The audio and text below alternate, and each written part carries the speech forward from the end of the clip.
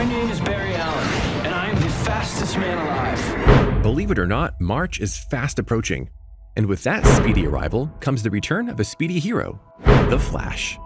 Season 7 of the hit CW show will arrive on March 2nd, and fans absolutely can't wait to see it happen.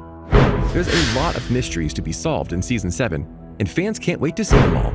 However, before you look at what's going on in front of the camera, why not look at what goes on behind the camera?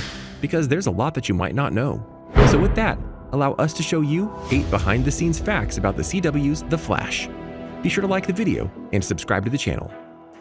Number 8. The true birth of The Flash. When Arrow was born on the CW, there were no plans to start a universe because of it. It was trying to bring something back from the world of superheroes after the loss of the longest-running superhero show ever in Smallville. They didn't expect it to go and boom like it did and inspire a long wave of shows and even movies on both sides of the superhero spectrum.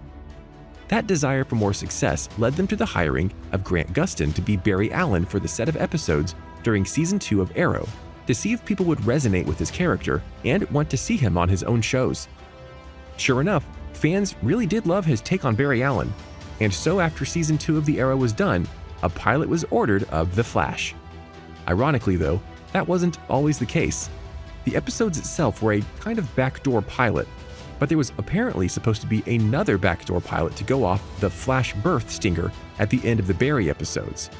However, the heads of the CW were confident that they could make it work without Arrow's influence, and thus, they ordered the pilot. That's why they altered the story a bit in terms of his origins and the night he got struck by lightning. Number 7. Keeping Grant Gustin. I'm Barry Allen. I'm from the Central City Police Department. I'm with the Crime Scene Investigation Unit.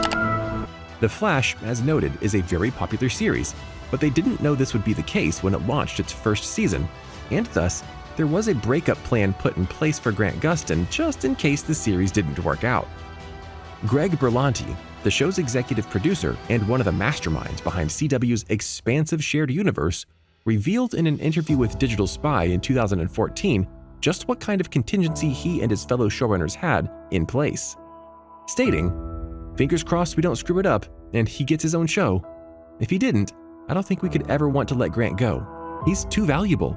That would be our hope, I think, no matter what, to keep Barry part of the universe." By this, they likely would have found a way to have him be a recurring character in the Arrow, and then maybe they still had made Legends of Tomorrow, which would have been odd to do without the Flash, but you never know. They could have had him take on the lead of that show. That further shows how much faith they had in Grant Gustin as Barry, that they wanted to make sure he didn't escape them, and thus lose a great character and actor. Number 6. The wedding dress. I'm honored to be presiding over the wedding of Barry Allen and Iris West. In the 4th season of The Flash, during the Crisis on Earth X crossover event, Iris and Barry finally got married. But there was much more to that wedding than you think in terms of behind-the-scenes stuff. In an attempt to add some level of realism and true emotion for the actors in the scene, CANDICE, PATTON, who portrays Iris West, was given the chance to pick out the wedding dress herself. She flew all the way out to Monique Lueur in Los Angeles to get the perfect gown. This very much speaks to the dedication of the actors and the chemistry between Grant and Candice, that they would want to go all out for a fake wedding between them. The irony, as viewers know, is that Barry and Iris didn't get married in their wedding outfits, but in street clothes at the end of the crossover. But hey, it's the thought that counts, and as you'll see later, Candice really does love her role as Iris and goes all out for it. Number 5. The Tricksters return, and the Flash's return? I told everyone inside I'd let them live if they followed my instructions, but I tricked them. The fans were in for quite a shock when The Flash revealed in 2014 that Mark Hamill would be reprising his role as the Trickster in the CW series nearly 25 years after he first portrayed the iconic villain in the 1990s Flash series. As shocking as this may have been for fans, it was even more shocking for Hamill himself, who shared his disbelief during an IGN interview, stating, "When they asked me to be a part of it, the last thing I was thinking was that I would be returning to that specific role. But I think you're going to be really pleased what they've come up with. It was totally unexpected." What fans forgot is that Hamill was the Trickster in Flash before he was the Joker in the Batman animated series. and you can tell the similarities in the characters when you see him be the live-action Trickster again. Of course, that wasn't the only callback to the 90s Flash series, as John Wesley Shipp, who played Barry Allen in the show, was Henry Allen, Barry's falsely imprisoned father in the CW's Flash. Then played Jay Garrick, the Flash of Earth 3, and then in Elseworlds in Crisis on Infinite Earths, Shipp got to be the Flash of Earth 90, a reference to the original show, and saved the universe by sacrificing himself. They even played an old clip from the 90s show that they found in the archives to help seal the moment. Who doesn't love a good callback? Number 4, from actors to directors. If you pay attention to certain TV shows, you'll see that the actors sometimes get bigger roles in terms of credits as time goes on, like directing. And this happens a lot with the CW shows like The Flash, as Tom Cavanaugh and Danielle Panabaker have both gotten into the director's chair and helmed some highly memorable episodes. It will be interesting to see if any of the cast will go on to direct outside of The Flash, or if some of the other members of the cast want to join in on the fun when they feel the urge to direct. Number 3, zooping. We're not gonna win this today. One of the coolest things about the production of The Flash is the way they were able to capture the lightning streaks that the speedsters generate. In comparison to cinematic companions, The Flash's version of these colorful streaks is arguably much better than fans were expecting coming into the show, as the CW is known for having small budgets at times.